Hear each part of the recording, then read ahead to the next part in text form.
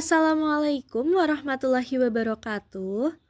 Halo teman-teman semuanya. Berjumpa lagi dengan Kak Nat di kelas fisika. Kira-kira hari ini kita akan belajar tentang apa ya? Hari ini kita akan membahas mengenai pemanasan global. Kira-kira kalian udah pernah dengar belum? Apa sih pemanasan global itu? Sebelum kita membahas lebih dalam tentang pemanasan global, yuk kita simak dulu video berikut. Tingkat gas rumah kaca berbahaya.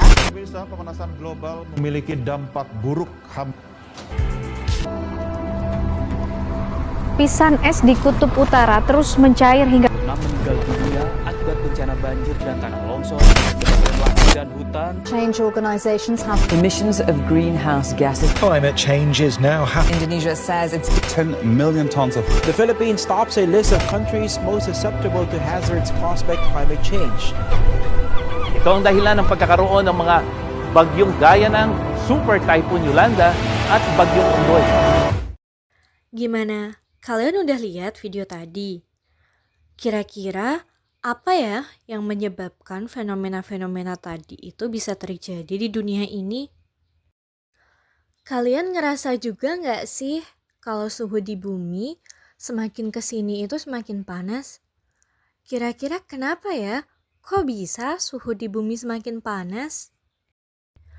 Atau jangan-jangan bumi semakin panas karena bumi semakin mendekat ke matahari? Biar kita bisa jawab pertanyaan tadi, kita harus belajar lebih dulu tentang pemanasan global. Nanti di video pembelajaran ini kalian juga bakalan tahu kalau ternyata pemanasan global itu dibahas juga loh di dalam Al-Quran. Gimana? Menarik kan? Yuk kita mulai belajar. Didengarkan baik-baik ya.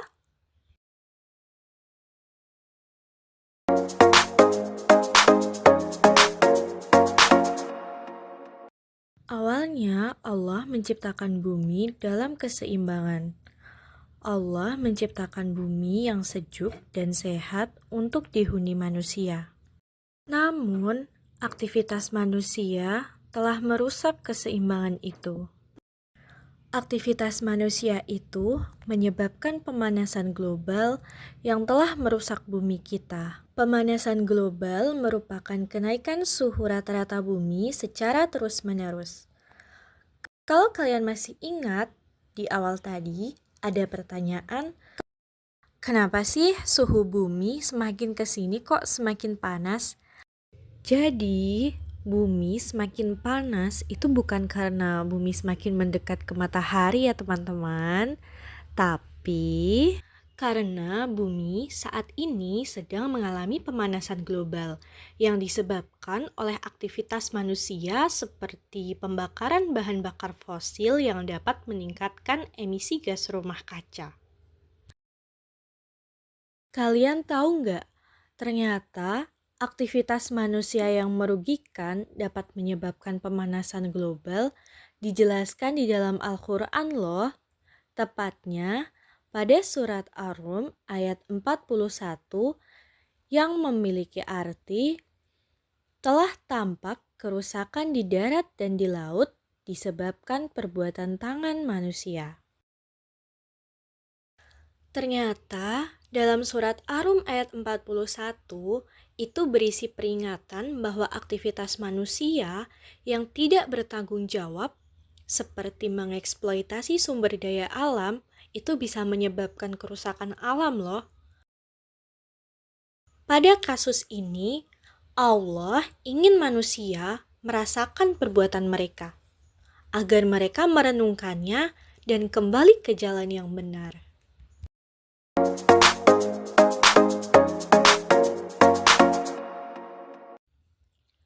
Kalian pernah berpikir nggak efek rumah kaca itu disebabkan oleh gedung bertingkat yang full kaca kayak di kota-kota atau mungkin rumah yang ada kacanya? Kalau kalian mikir kayak gitu, kalian salah banget. Ternyata istilah efek rumah kaca itu biar mudah aja buat kita mahamin. efek rumah kaca itu sebenarnya prinsipnya sama kayak rumah kaca yang dipakai buat budidaya tanaman di negara 4 musim. Rumah kaca yang digunakan untuk budidaya tersebut dirancang untuk menahan panas matahari agar tidak mudah keluar dari rumah sehingga suhu di dalam rumah akan tetap hangat. Nah, hal ini sama halnya dengan bumi kita. Istilahnya, efek rumah kaca yang terjadi di bumi itu versi alaminya dari rumah kaca yang dipakai buat budidaya tanaman. Jadi, efek rumah kaca dapat diartikan sebagai proses pemanasan permukaan bumi yang disebabkan oleh terperangkapnya radiasi matahari oleh gas-gas tertentu di atmosfer bumi. Biar kalian gampang buat mahaminnya, aku bakalan jelasin gimana proses terjadinya efek rumah kaca lewat animasi ini. Jadi, efek rumah kaca kan sebenarnya proses alami yang bikin bumi kita jadi hangat. Nah, matahari kan ngasih cahaya dan panas ya. Sebagian panas itu masuk ke permukaan bumi, lalu dipantulkan lagi keluar angkasa. Tapi, ada gas-gas tertentu di atmosfer yang menangkap panas matahari. Nah, gas tersebut itu fungsinya buat ngejaga panas matahari biar nggak langsung keluar angkasa. Jadi, suhu di bumi itu tetap nyaman buat dihuni makhluk hidup kayak kita.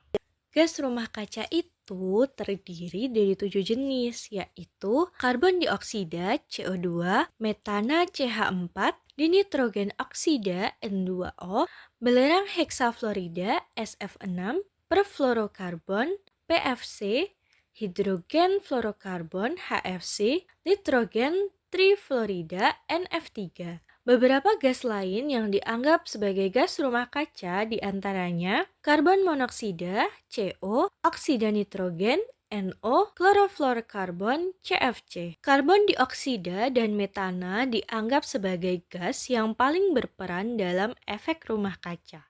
Untuk membahas mengenai gas-gas tadi, terkait dengan sumber gas tersebut, mari kita simak penjelasan dari video berikut ini.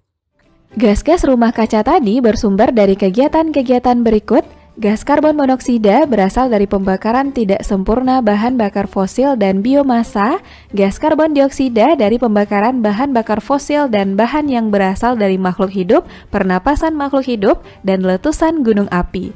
Gas metana didominasi oleh kegiatan pertanian dan peternakan, produksi dan transportasi batu bara, gas alam dan minyak bumi, pembusukan sampah, dan pembakaran biomasa. Gas dinitrogen oksida berasal dari pembakaran bahan bakar fosil dan kegiatan pertanian. Gas nitrogen dioksida dari pemupukan nitrogen, pembabatan hutan, dan pembakaran biomasa. Gas belerang dioksida bersumber dari pembakaran bahan bakar fosil, emisi bahan bakar, dan letusan gunung api. Gas perfluorokarbon PFC, hidrofluorokarbon HFC, dan klorofluorokarbon CFC dapat berasal dari semprotan aerosol berupa parfum atau obat nyamuk dan pendingin ruangan. Gas belerang heksafluorida dari pemadam bunga api di saluran transmisi listrik tegangan tinggi, dan gas nitrogen trifluorida bersumber dari pembuatan semikonduktor dan panel LCD beberapa jenis panel surya dan laser kimia. Oh iya teman-teman, tahu nggak? Ternyata mengkonsumsi energi dan sumber daya yang berlebihan menyebabkan emisi gas rumah kaca itu dijelaskan loh di dalam Al-Quran. Tepatnya pada Quran Surat Al-An'am ayat 141 yang memiliki arti, "Dialah yang menumbuhkan tanaman-tanaman yang merambat dan yang tidak merambat, pohon kurma, tanaman yang beraneka ragam rasanya, serta zaitun dan delima yang serupa bentuk dan warnanya, dan tidak serupa rasanya. Makanlah buahnya apabila ia berbuah, dan berikanlah haknya, zakatnya, pada waktu memetik hasilnya. Akan tetapi, janganlah berlebih-lebihan. Sesungguhnya, Allah tidak menyukai orang-orang yang berlebih-lebihan."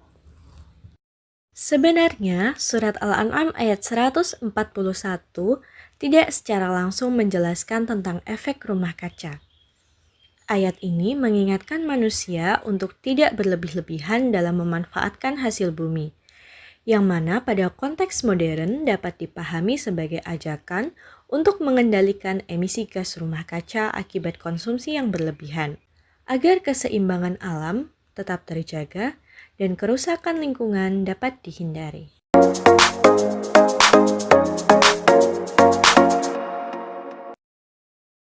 Pada awal video sudah dijelaskan bahwa pemanasan global merupakan peningkatan suhu bumi yang disebabkan oleh aktivitas manusia. Nah, dalam submateri ketiga, kita akan membahas mengenai apa saja aktivitas manusia yang menjadi penyebab pemanasan global.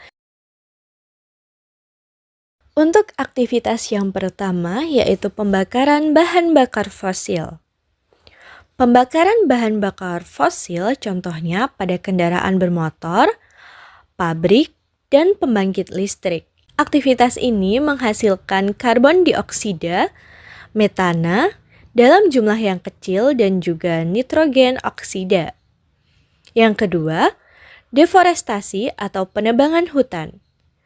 Ketika hutan ditebang dan dibakar, karbon yang tersimpan di dalam pohon akan dilepaskan, sehingga aktivitas ini menghasilkan karbon dioksida dan asap partikel lain yang memperparah polusi.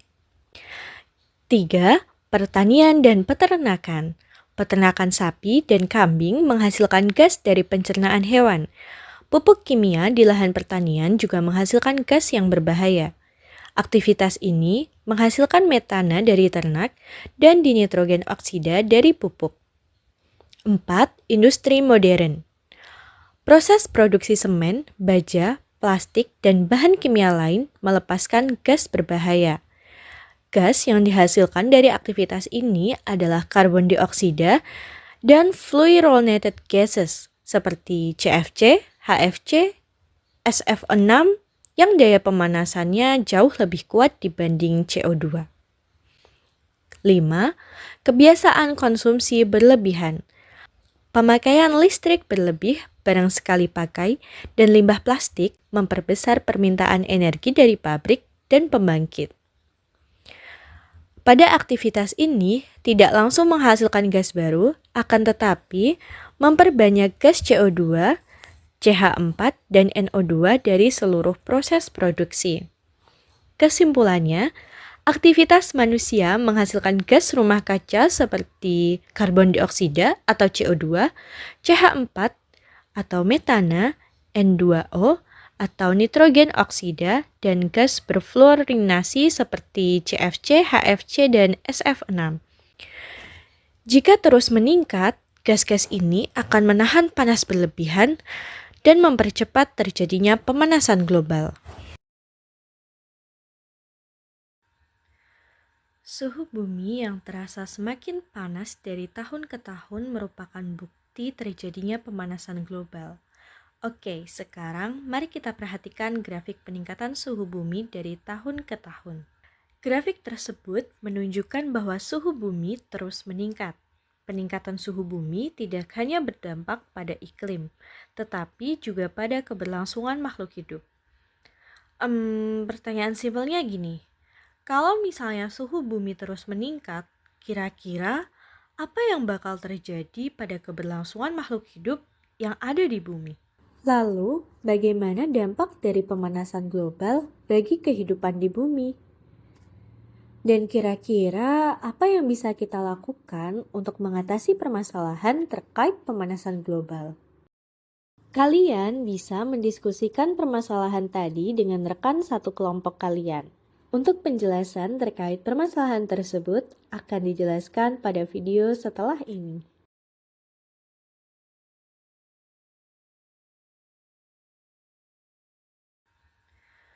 Suhu bumi yang terasa semakin panas dari tahun ke tahun merupakan bukti terjadinya pemanasan global. Oke, sekarang mari kita perhatikan grafik peningkatan suhu bumi dari tahun ke tahun. Grafik tersebut menunjukkan bahwa suhu bumi terus meningkat. Peningkatan suhu bumi tidak hanya berdampak pada iklim, tetapi juga pada keberlangsungan makhluk hidup. Pertanyaan simpelnya gini. Kalau misalnya suhu bumi terus meningkat, Kira-kira apa yang bakal terjadi pada keberlangsungan makhluk hidup yang ada di bumi? Lalu, bagaimana dampak dari pemanasan global bagi kehidupan di bumi? Dan kira-kira apa yang bisa kita lakukan untuk mengatasi permasalahan terkait pemanasan global? Kalian bisa mendiskusikan permasalahan tadi dengan rekan satu kelompok kalian. Untuk penjelasan terkait permasalahan tersebut akan dijelaskan pada video setelah ini.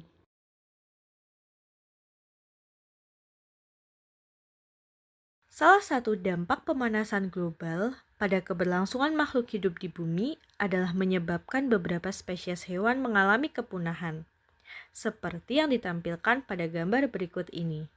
Hewan-hewan tersebut mengalami kepunahan karena dampak dari adanya pemanasan global. Dampak dari pemanasan global antara lain seperti mencairnya es di kutub yang menyebabkan naiknya permukaan air laut. Kemudian pemutihan terumbu karang, yang mana terumbu karang merupakan rumah bagi ikan. Sehingga apabila terumbu karang hilang, maka ikan akan kehilangan rumah mereka. Hilangnya keanekaragaman hayati. Banyak tumbuhan dan hewan yang kehilangan habitat, sehingga populasi mereka akan menurun. Selain itu, ada dampak pemanasan global yang lain seperti meningkatnya bencana alam, banjir, kebakaran hutan, badai, dan juga kekeringan, gangguan pada kesehatan manusia, cuaca yang semakin panas dapat memicu penyakit kulit, sesak nafas, dan juga dehidrasi. Selain itu, berdampak juga pada perekonomian suatu negara. Meningkatnya harga pangan karena produksi pertanian yang semakin menurun. Ada beberapa isyarat dari dampak pemanasan global yang terdapat dalam Al-Quran dan hadis. Di antaranya adalah 1. Terjadinya hujan asam. Gas yang dihasilkan dari bahan bakar fosil yang kemudian bercampur dengan uap air dan oksigen di atmosfer akan membentuk asam nitrat dan asam belerang. Jika larut dalam hujan, maka akan terjadi hujan asam. Hadis riwayat Ahmad dari Abu Hurairah bahwa Rasulullah SAW bersabda, "Sesungguhnya kiamat bukanlah karena tidak ada hujan, tetapi kiamat adalah ketika langit menurunkan hujan, tetapi bumi tidak menumbuhkan apapun." Hadis tersebut menjelaskan kerusakan di bumi yang diakibatkan oleh hujan asam. Yang kedua, terjadinya hujan meteor. Pemanasan global mengakibatkan menipisnya lapisan ozon. Padahal, lapisan ozon berfungsi untuk memberikan perlindungan kepada bumi dari sinar ultraviolet yang dipancarkan oleh matahari. Allah SWT berfirman dalam Al-Quran surat Al-Infitor ayat 1-3 yang memiliki arti, apabila langit terbelah dan apabila bintang-bintang berserakan dan apabila lautan meluap. Bintang yang jatuh berserakan dalam surat tersebut ditafsirkan sebagai hujan meteor. Hujan meteor dapat terjadi karena atmosfer tidak sanggup lagi menahan benda langit yang jatuh akibat gravitasi bumi. Hal ini berkaitan dengan menipisnya lapisan ozon yang ada di atmosfer. Yang ketiga, terjadinya banjir bandang. Pemanasan global menyebabkan suhu bumi semakin meningkat. Kenaikan suhu bumi yang berlangsung secara terus-menerus dapat menyebabkan lapisan es yang berada di kutub menjadi meleleh. Apabila hal ini terjadi, maka akan menyebabkan kenaikan permukaan air laut dan menenggelamkan pulau-pulau yang ada di bumi. Allah berfirman dalam Al-Quran surat Al-Infitor ayat 3 yang memiliki arti, dan apabila lautan dijadikan meluap. Pada ayat tersebut digambarkan meluapnya air laut akan menyebabkan bencana banjir. Jadi, bagaimana cara yang dapat kita lakukan untuk mengurangi dampak pemanasan global agar bumi tetap layak untuk kita huni?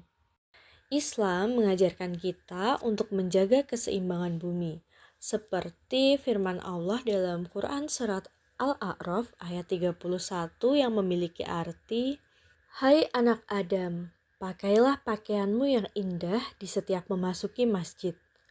Makan dan minumlah, dan janganlah berlebih-lebihan. Sesungguhnya Allah tidak menyukai orang-orang yang berlebih-lebihan.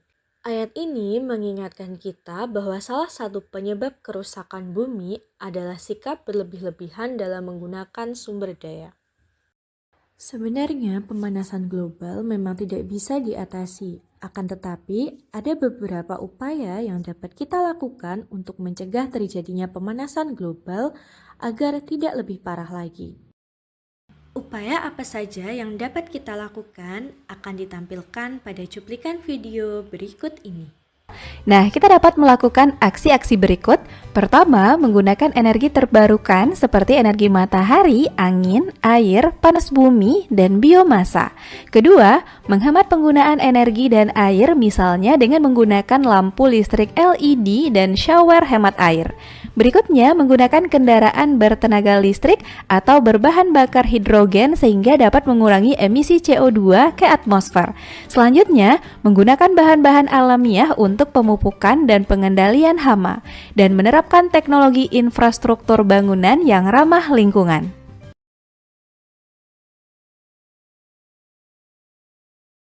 Sekarang mari kita refleksikan. Apa yang bisa kita lakukan sebagai umat Islam untuk menjaga bumi? Hal yang bisa kita lakukan dapat kita mulai dari diri kita sendiri, seperti tidak boros dalam menggunakan sesuatu, kemudian menjaga kebersihan lingkungan, serta mengajak orang lain untuk peduli. Allah Subhanahu wa Ta'ala berfirman dalam Quran Surat Al-Zalzalah ayat 7-8 yang memiliki arti, maka barang siapa mengerjakan kebaikan seberat zarah, niscaya dia akan melihat balasannya. Dan barang siapa mengerjakan kejahatan seberat zarah pun, niscaya dia akan melihat balasannya. Ayat ini menegaskan bahwa sekecil apapun aksi nyata yang telah kita lakukan untuk menjaga bumi, maka akan mendapatkan balasan dari Allah. Mari kita jadikan aksi nyata menjaga bumi sebagai bentuk ibadah kita kepada Allah. Karena bumi bukan hanya sekedar tempat tinggal, tetapi juga amanah yang harus kita jaga.